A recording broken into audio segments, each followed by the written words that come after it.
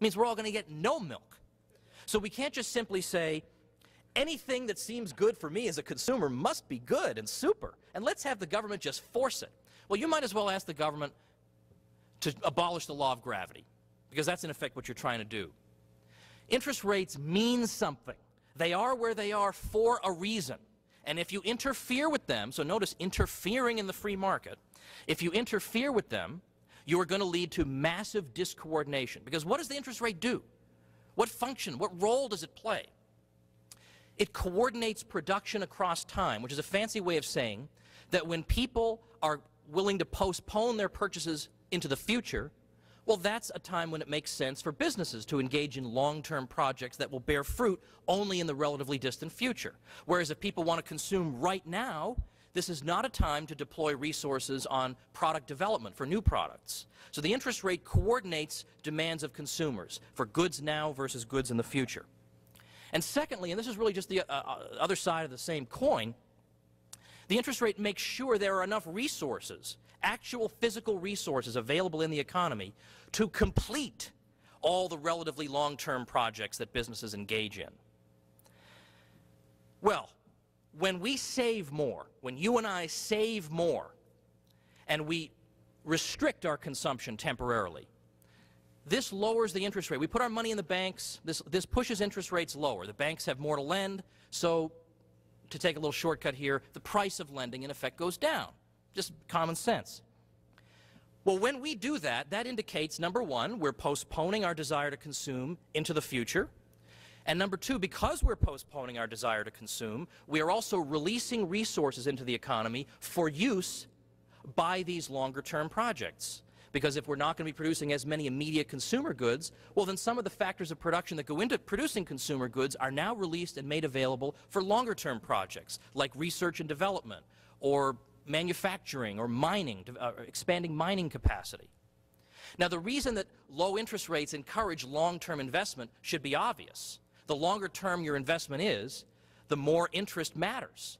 If I've got to make a 10-year, start a 10-year project at 15% interest, well, it might just not even be worth my while. But if the interest rate comes down to 8%, it might be profitable for me to do it. So the longer term the investment is, the more it's going to be artificially stimulated if interest rates are interfered with. If interest rates come down naturally because there's more saving available, well, then it does make sense for a long-term investment to get started. The resources are available to do it. People are willing to wait the time it takes for these projects to mature. So the interest rate plays this crucial coordinating function. It's not the case that you can create a utopia by forcing interest rates down artificially and that all of a sudden, you know, it'll be all just sunshine and kittens everywhere. That is not the case. The interest rate is a genuine constraint that is there to limit our ambitions, to make clear to us we cannot do everything simultaneously. We cannot begin every conceivable production project at the same time. It limits this. So Hayek's point is this. Let's suppose interest rates come down naturally. Well, as we've seen, we have coordination because we have long-term investment starting at a time when people have deferred consumption and released resources for use in longer-term projects, or we might call higher-order stages of production. But let's say you have a central bank like the Fed that has various means to push interest rates lower artificially. Well, what's the difference here? Well, here we have the same effect, which is that more long-term projects are undertaken. But notice the difference. In this case, people haven't stopped consuming or restricted their consumption. They're consuming just as much as before. If anything, they're consuming even more, thanks to the low interest rates discouraging them from saving. So now people are going to be consuming more and not releasing resources. So now these long-term projects, it's going to turn out they're not all going to be profitable because literally there aren't enough resources to complete them. Because the resources that are supposed to be released from consumer goods production into the production of these more distant things haven't been released. So there isn't enough to go around. So the prices of these factors are going to go up. And that's going to seriously compromise the profitability of these new projects. So that, in a nutshell, is what Hayek is saying, is that you have a boom temporarily, people are building things. But what good is a boom if they're building things they can't ever finish? They're building things that don't correspond to what consumers want.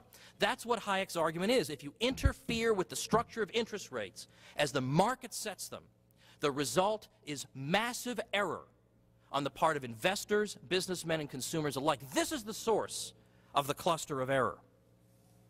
Now, Ludwig von Mises was the great Austrian economist of the 20th century, died in 1973. Let me just point out that Mises had to flee Nazi-controlled Europe, where he had been teaching in Europe, teaching in Switzerland for a while, and he had to flee eventually, not only because he was Jewish, but also because what he was teaching